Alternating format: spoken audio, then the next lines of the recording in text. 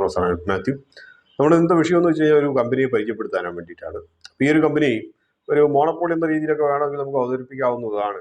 ആ ഒരു വാക്ക് പലപ്പോഴും ഇന്ത്യയിൽ നിരോധിക്കപ്പെട്ടതാണെങ്കിൽ പോലും മോണോപ്പൊളി എന്ന് പറയുന്നത് നമ്മൾ വെച്ച് ഉറപ്പിക്കില്ല.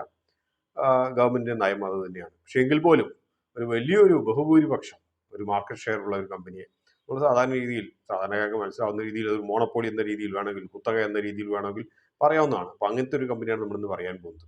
ഈ കമ്പനി പ്രധാനമായിട്ടും ഡീൽ ചെയ്യുന്നതെന്ന് വെച്ച് കഴിഞ്ഞാൽ ഇൻഷുറൻസ് ക്ലസ്റ്റേഴ്സിലാണ്. നമ്മൾ ഈ ഒരു കമ്പനിയെ കുറിച്ച് ഒരു 2-2.5 വർഷം മുമ്പ് ഈ ചാനലൊക്കെ ആരംഭിക്കുന്ന ആദ്യ കാലങ്ങളിലൊക്കെ നമ്മൾ ഒരു തവണ ഒന്ന് അനലൈസ് ചെയ്തിരുന്നു.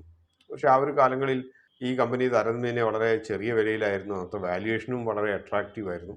പക്ഷെ ഇന്ന് വന്നപ്പോൾ കാര്യങ്ങളൊക്കെ കുറച്ച് മാറി മറിഞ്ഞു. അത് മറ്റൊരു കാര്യം. അപ്പോൾ ഈ ഒരു കമ്പനി ഇൻഷുറൻസ് ക്ലസ്റ്റേഴ്സിന്റെ ഏകദേശം 80 മുതൽ 85% വരെ നിർമ്മിക്കുന്നു. ലോകത്തിലെ തന്നെ രണ്ടാമത്തെ ഏറ്റവും വലിയ ഇൻഷുറൻസ് ക്ലസ്റ്റർ മാനുഫാക്ചറാണ്. അടുത്ത കാലങ്ങളായിട്ട് ഇലക്ട്രിക് വെഹിക്കിളിന് വേണ്ടിയിട്ട് പല പല ടെക്നോളജീസും അതേപോലെ തന്നെ പ്രോഡക്ട്സും ഡെവലപ്പ് ചെയ്തിരിക്കുന്നു. R&D സെൻറ്റേഴ്സ് ടെക്നോളജി അഡോപ്റ്റേഷന് വേണ്ടിയിട്ട് യൂറോപ്പിലെയും അമേരിക്കയിലെയും പല കമ്പനികളുമായിട്ട് ടോക്സ് നടത്തുന്നു. നമ്മുടെ തദ്ദേശീയമായിട്ടുള്ള പല ടെക്നോളജികളും, പ്രത്യേകിച്ച് DRDO എന്നുള്ള കുറച്ച് ടെക്നോളജി, അതുപോലെ VSSC എന്നുള്ള കുറച്ച് ടെക്നോളജി, ഇതെല്ലാം അഡാപ്റ്റേഷന് വേണ്ടിയിട്ടുള്ള പല പല ചർച്ചകളും നടന്നുകൊണ്ടിരിക്കുന്നു. അപ്പോൾ ഇതൊക്കെയാണ് ഈ ഒരു കമ്പനിയെ കുറിച്ച് പറയാനുള്ളത്. ഈ കമ്പനി മറ്റൊന്നുമല്ല, പ്രീകോളാണ്. കോയമ്പത്തൂരിലാണ് പ്രീകോൾ. വളരെ സുപരിചിതമായിട്ടുള്ളൊരു കമ്പനി ആയിരിക്കും ഇത്. കാരണം വളരെ പഴയ കമ്പനിയാണ്. 70കളിലൊക്കെ പ്രവർത്തനം ആരംഭിച്ചിട്ടുള്ള കമ്പനിയാണ്.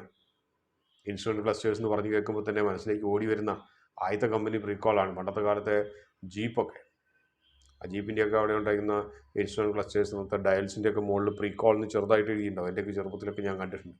ആദ്യമായിട്ട് പ്രീകോൾ എന്ന് പറയുന്നൊരു പേര് അപ്പോഴാണ് ഞാൻ കാണുന്നത്. അതിനുശേഷം അത് സുപരിചിതമായി എന്നുള്ളത് മറ്റൊരു കാര്യം. ഇപ്പം അങ്ങനത്തെ പ്രീകോൾ എന്നുള്ള പേര് എഴുതുന്നില്ലെങ്കിൽ കൂടിയും പ്രീകോൾ തന്നെയാണ് ഉള്ളത്. അപ്പോൾ നമുക്ക് കാര്യത്തിലേക്ക് വരാം.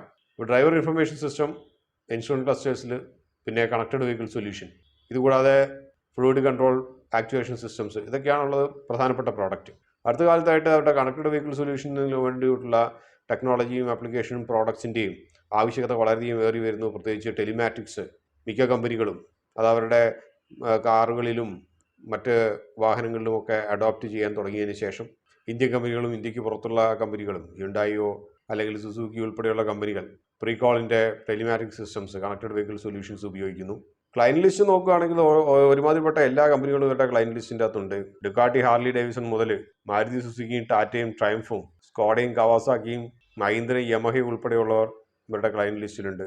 അതുകൊണ്ട് തന്നെയാണ് ഇൻഷുറൻസ് ക്ലസ്റ്റർ എന്ന് പറയുന്ന ഒരു മേഖലയിൽ ഇവരൊരു മോണോപ്പൊളി ആയിട്ട് തന്നെ കരുതപ്പെടുന്നത്. അടുത്ത കാലങ്ങളായിട്ട് ഈ ഒരു കമ്പനി മാധ്യമ ശ്രദ്ധയിലേക്ക് വരുന്നത് മിൻഡ ഇൻഡസ്ട്രീസുമായിട്ടുള്ള ഒരു ലീഗൽ കേസിൻ്റെ പേരിലാണ്. കാരണം മിൻഡ ഇൻഡസ്ട്രീസ് 15% ഈ ഒരു കമ്പനിയുടെ സ്റ്റേക്സ് എക്വയർ ചെയ്തു. അപ്പോൾ അതിനുശേഷം 24% അത് ഉയർത്താൻ വേണ്ടിയിട്ടുള്ള ഒരു റിക്വസ്റ്റ് കോമ്പറ്റീഷൻ കമ്മീഷന് മുമ്പാകെ സമർപ്പിച്ചു. അപ്പോൾ അതിനെതിരെയുള്ള ലീഗൽ റെസിൽസ് ഒക്കെ ഇപ്പം മിൻഡയും പ്രീകോളും തമ്മിൽ നടത്തിക്കൊണ്ടിരിക്കുകയാണ്. അതിൻ്റെ അന്തിമ വിധി ഇനിയും വരാനിരിക്കുന്നേ ഉള്ളൂ. ഇടക്കാല വിധിയൊക്കെ ഒന്ന് വന്നെങ്കിൽ കൂടിയും. എന്തു തന്നെയായാലും അത് നിക്ഷേപകരെ സംബന്ധിച്ച് ബാധിക്കുന്ന ഒരു കാര്യമല്ല. ഇത് വെറുതെ ഇവിടെ പറഞ്ഞു എന്ന് മാത്രമേ ഉള്ളൂ. നമുക്ക് പെട്ടെന്ന് ഇതിൻ്റെ ഫിനാൻഷ്യൽസിലേക്ക് പോകാം. 6000 കോടി രൂപയുടെ മാർക്കറ്റ് ക്യാപ്പ് ഉണ്ട്. PE 46, ബുക്ക് വാല്യൂ 65 രൂപ. ഇപ്പോൾ ഏകദേശം ട്രേഡ് ചെയ്യുന്നത് 500 രൂപയുടെ അടുത്താണ്. 490 ആ വില നിലവാരത്തിലൊക്കെയാണ് ട്രേഡ് ചെയ്യുന്നത്. ROE ROC ഒക്കെ ഏകദേശം 18%, 20%-ൻ്റെ ഒക്കെ അടുത്ത് നിലനിൽക്കുന്നു. വാല്യൂഷൻ ഭയങ്കര ചീപ്പറാണെന്ന് പറയാൻ കഴിയില്ല, പ്രത്യേകിച്ച് നമ്മൾ ക്യാഷും ഡെറ്റ്സും നമ്മൾ കൺസിഡർ ചെയ്യുമ്പോൾ. പക്ഷെ എങ്കിൽ പോലും ഇതൊരു പ്രോസ്പെക്റ്റീവ് ആയിട്ടുള്ള ഒരു ഏരിയയിൽ വർക്ക് ചെയ്യുന്ന ഒരു കമ്പനി ആയതുകൊണ്ട് ഈ പറഞ്ഞ ഒരു ഹയർ വാല്യൂഷൻ പോലും നമുക്ക് സാധാരണ രീതിയിൽ ചെറിയൊരു റിസ്ക് എടുത്തു കഴിഞ്ഞാൽ നമുക്ക് വേണമെങ്കിൽ എൻ്റർ ചെയ്യാവുന്ന ഒരു വില നിലവാരമായി കണക്കാക്കാവുന്നതാണ്. കറണ്ട് റേഷ്യോ 1.14 ആണ്. ICR 8.18 ഉണ്ട്. ഡെറ്റ് ഇക്വിറ്റി പറഞ്ഞ പോലെ തന്നെ 0.13. അപ്പോൾ ഈ നമ്പേഴ്സൊക്കെ കുറച്ചൊരു കൺവിൻസിംഗ് ആയിട്ട് തരുന്നു. എങ്കിൽ പോലും വാല്യൂഷൻ വ്യക്തിഗതമായി പറയുകയാണെങ്കിൽ അത്ര ഒരു കൺവിൻസിംഗ് ആയിട്ട് എനിക്ക് തോന്നുന്നില്ല.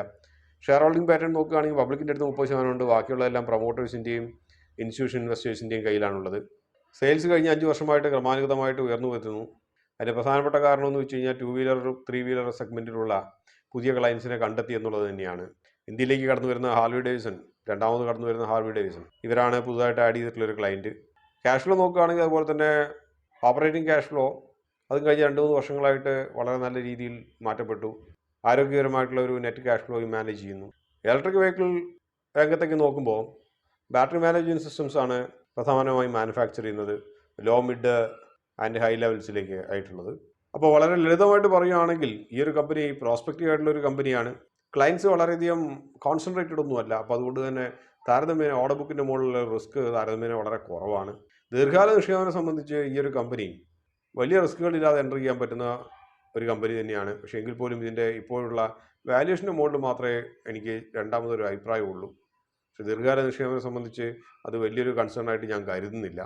ഒരു ഷോർട്ട് ടേം ഇൻവെസ്റ്ററെ സംബന്ധിച്ച് കുറച്ചൊരു ബുള്ളിഷ് ആയിട്ടുള്ള ഒരു ഏരിയ ആണ് ഇപ്പോൾ നിൽക്കുന്നത്. പക്ഷേ എങ്കിൽ പോലും അതിനുശേഷം ഒരു റിട്രേസ്മെൻ്റ് ഒക്കെ വരുമെന്ന് വേണം നമുക്ക് പ്രതീക്ഷിക്കാൻ വേണ്ടിയിട്ട്.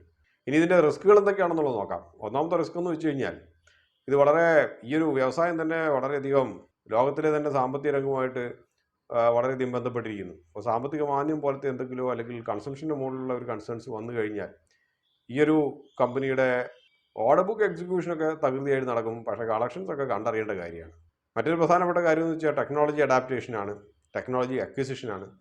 നമുക്കറിയുന്ന പോലെ തന്നെ ഈ ഒരു കമ്പനി കുറേ വർഷങ്ങൾക്ക് മുമ്പ് കുറച്ച് ബ്രസീലിയൻ ഒരു യൂറോപ്യൻ കമ്പനികളൊക്കെ അക്വയർ ചെയ്തിരുന്നു. പക്ഷേ വാല്യുവേഷൻ്റെ മുകളിൽ അതൊരു അബദ്ധമായിരുന്നു എന്നുള്ളത് പിന്നീട് കമ്പനിക്ക് മനസ്സിലായി. അപ്പം കുറേ കാലങ്ങളായിട്ട് കമ്പനി ഒരു നല്ല വിലനിലവാരത്തിൽ അല്ലാണ്ടിരുന്നതും അനക്കമില്ലാണ്ടിരുന്നതിന് പ്രധാനപ്പെട്ട കാരണം അതായിരുന്നു. അപ്പോൾ ഇതേപോലെ തന്നെ ഈ കമ്പനിക്ക് താരതമ്യേന കുറച്ച് വർഷങ്ങളായിട്ട് കുറച്ചൊക്കെ നല്ല രീതിയിലൊക്കെ പ്രവർത്തിക്കുന്നുണ്ടെങ്കിൽ കൂടിയും ഈ ഒരു കമ്പനി ഇടയ്ക്കിടയ്ക്ക് കുറച്ചൊരു ട്രാൻസ്പെറൻസി കുറവുള്ളതായിട്ട് നമ്മളിതിൻ്റെ ചരിത്രം എടുത്ത് നോക്കിയാൽ മനസ്സിലാവും. അപ്പോൾ അങ്ങനത്തെ ഒരു ചെറിയൊരു റിസ്ക് അവിടെ നിലനിൽക്കുന്നു. പക്ഷേ എങ്കിൽ പോലും ഈ ഒരു കമ്പനി അടുത്ത കുറച്ച് കാലങ്ങളിലേക്ക് ബുള്ളിഷായിട്ട് തന്നെ ഇരിക്കുമെന്ന് വേണം നമുക്ക് പ്രതീക്ഷിക്കാൻ വേണ്ടിയിട്ട്. അപ്പോൾ അതുകൊണ്ട് ദീർഘകാല നിക്ഷേപകർക്ക് പ്രത്യേകിച്ച് ഇതിൻ്റെ അകത്ത് എൻ്റർ ചെയ്യുന്നതിൻ്റെ അകത്ത് വലിയ തെറ്റില്ല. അതേസമയം തന്നെ കമ്പനിയുടെ ഫിനാൻഷ്യൽസൊക്കെ ഇടയ്ക്കൊക്കെ നോക്കുന്നത് നല്ലതാണ്. ഏറ്റവും മിനിമം ക്വാർട്ടർലി ഒന്ന് നോക്കുന്നതെങ്കിലും നല്ലതാണ്, നിങ്ങളുടെ പൊസിഷൻസ് റീസൈസ് ചെയ്യണോ എന്നുള്ളത് അറിയാൻ വേണ്ടിയിട്ട്. അപ്പോൾ ഇതോടുകൂടി ഈ ഒരു അധ്യായം ഇവിടെ അവസാനിക്കുകയാണ്. മറ്റൊരു അധ്യായത്തിൽ വീണ്ടും കാണാൻ.